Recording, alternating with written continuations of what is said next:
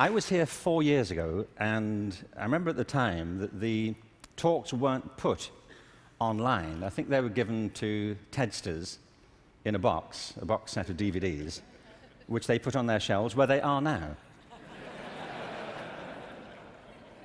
And actually, Chris called me a week after I'd given my talk and said, "We're going to start putting them online. Could we put yours online?" I said, "Sure."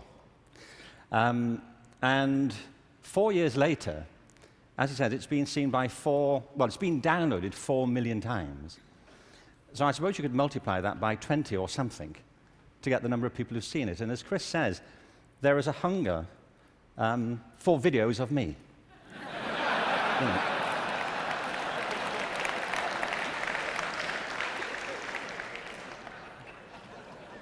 Don't you feel?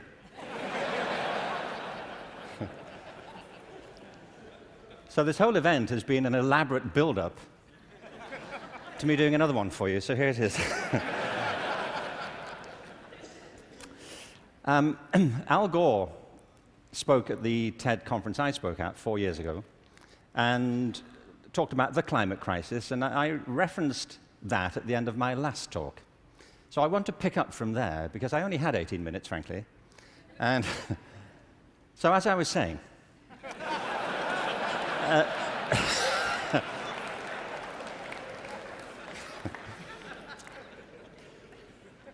you see, he's right. I mean, there is a major climate crisis, obviously, and I think if people don't believe it, they should get out more. But I believe there's a second climate crisis, which is as severe, which has the same origins, and that we have to deal with the same urgency. And I mean by this, and you may say, by the way, look, I'm good. You know, I have one climate crisis. I don't really need a second one. But this is a crisis of not natural resources, though I believe that's true, but a crisis of human resources. I believe fundamentally, as many speakers have said during the past few days, that we make very poor use of our talents. Very many people go through their whole lives having no real sense of what their talents may be, or if they have any to speak of. I meet all kinds of people who don't think they're really good at anything.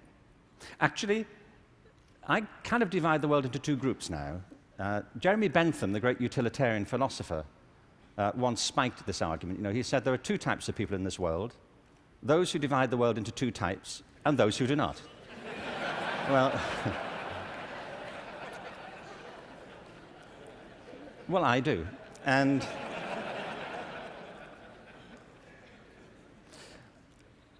I meet all kinds of people who don't enjoy what they do. They simply go through their lives getting on with it.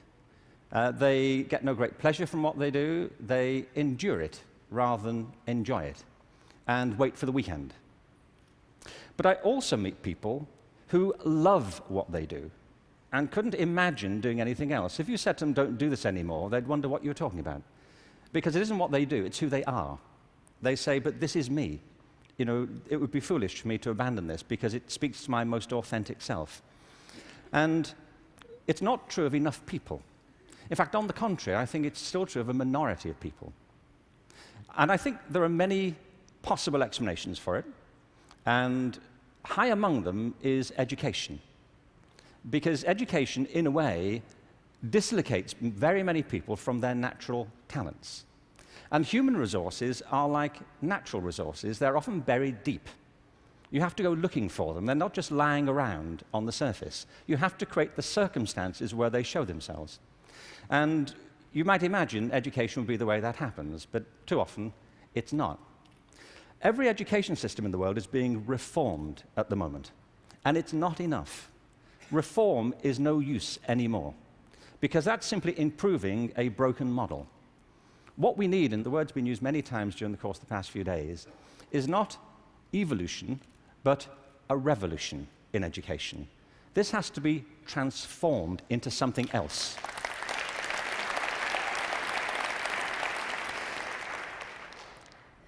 One of the real challenges is to innovate fundamentally in education. Innovation is hard.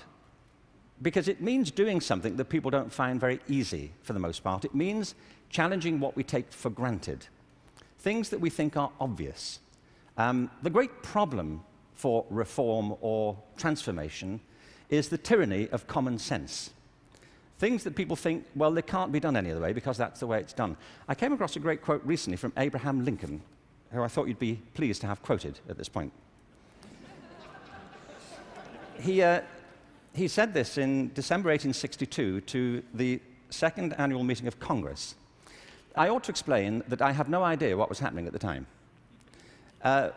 We don't teach American history in Britain. We suppress it. You know, this is our policy, so... So no doubt something fascinating was happening in December 1862, which the Americans among us will be aware of. But he said this: the dogmas of the quiet past are inadequate to the stormy present.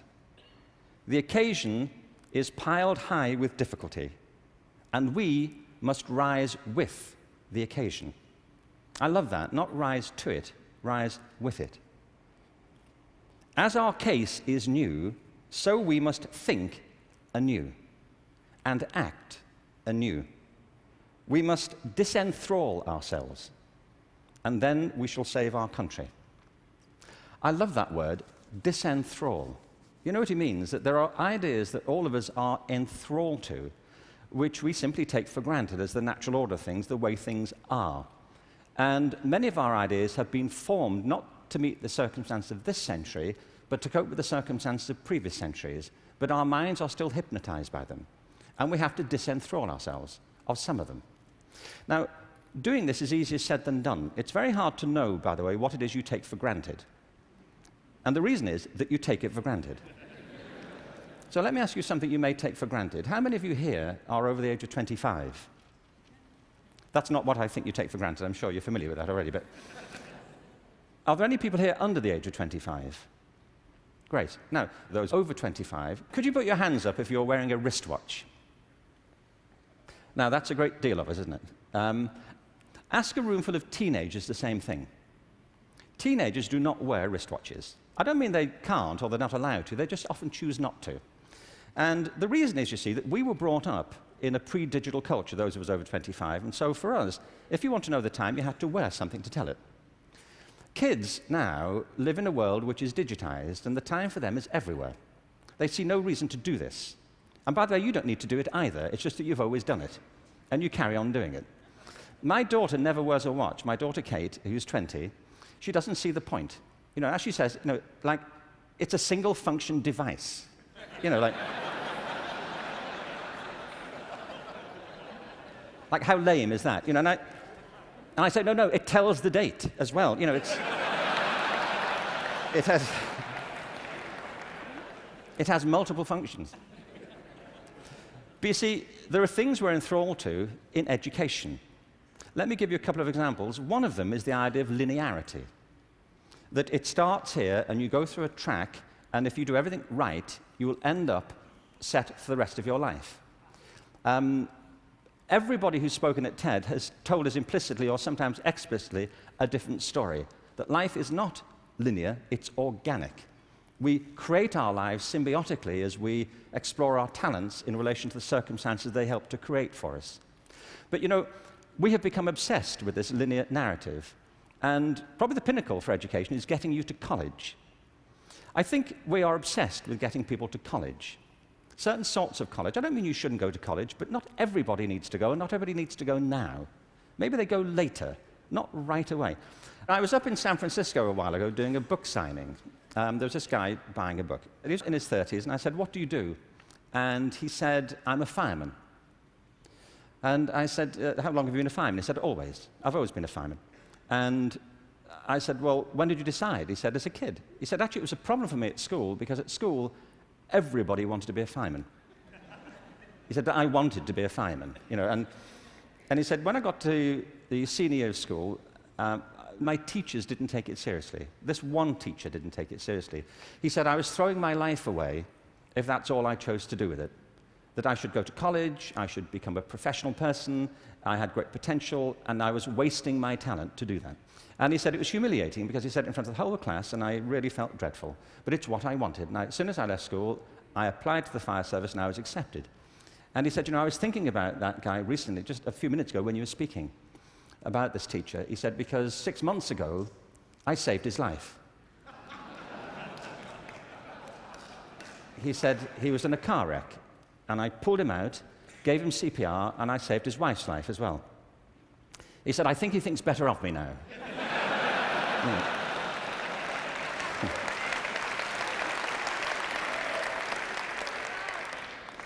You know what I mean? Human communities depend upon a diversity of talent, not a singular conception of ability. And at the heart of our challenges, at the heart of the challenge is to reconstitute our sense of ability and of intelligence. This linearity thing is a problem. When I arrived in LA about 9 years ago, I came across a policy statement, very well intentioned, which said college begins in kindergarten. No, it doesn't.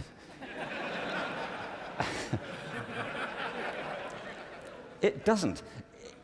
If we had time, I could go into this, but we don't. Kindergarten begins in kindergarten. A friend of mine once said, you know, a 3-year-old is not half a 6-year-old.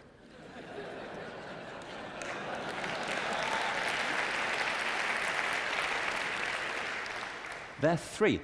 But as we just heard in this last session, there's such competition now to get into kindergarten, to get to the right kindergarten, that people are being interviewed for it at 3.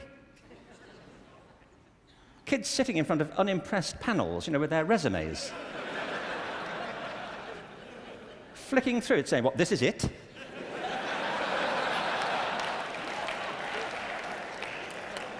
You've been around for 36 months, and this is it. You know,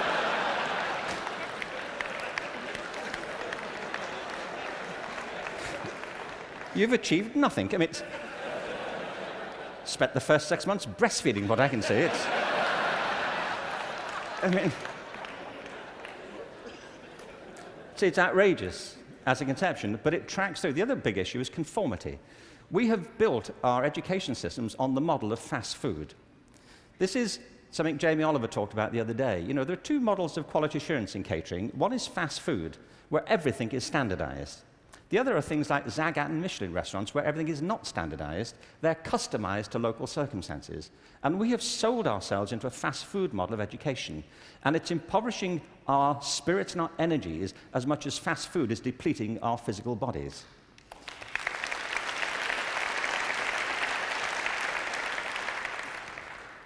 I think we have to recognize a couple of things here. One is that human talent is tremendously diverse. People have very different aptitudes. I worked out recently that I was given a guitar as a kid at about the same time that Eric Clapton got his first guitar.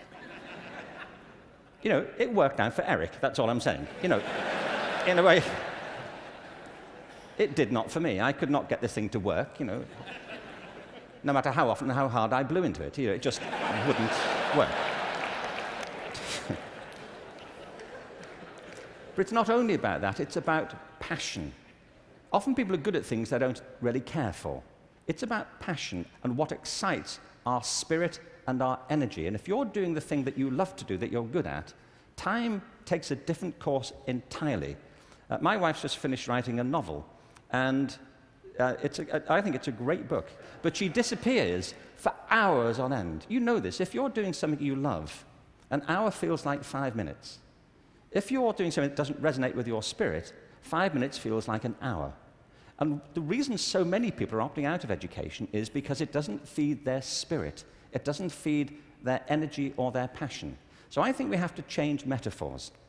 We have to go from what is essentially an industrial model of education, a manufacturing model, which is based on linearity and conformity and batching people. We have to move to a model that is based more on principles of agriculture. We have to recognize that human flourishing is not a mechanical process, it's an organic process. And you cannot predict the outcome of human development. All you can do is, like a farmer, is create the conditions under which they will begin to flourish. So when we look at reforming education and transforming it, it isn't like cloning a system. There are great ones, like KIPS. It's a great system. There are many great models. It's about customizing them to your circumstances and personalizing education to the people you're actually teaching.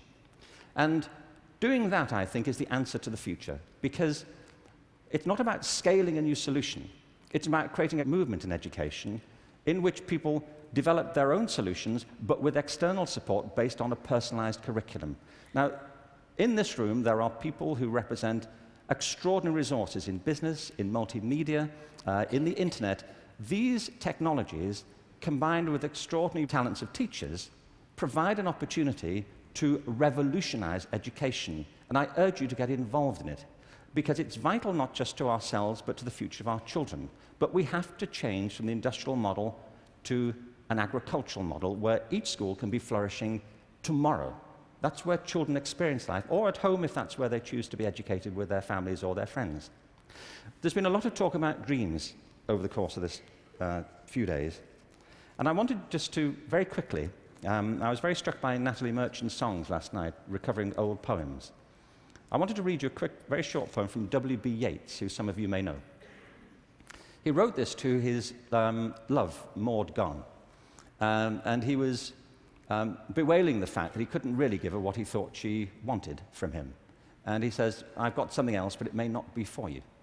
He says this: "Had I the heavens embroidered cloths, enwrought with gold and silver light, of blue and the dim and the dark cloths, of night and light and the half-light, I would spread the cloths under your feet. But I, being poor, have only my dreams. I have spread my dreams under your feet. Tread softly, because you tread on my dreams. And every day, everywhere, our children spread their dreams beneath our feet. And we should tread softly." Thank you. Thank you very much. Thank you very much.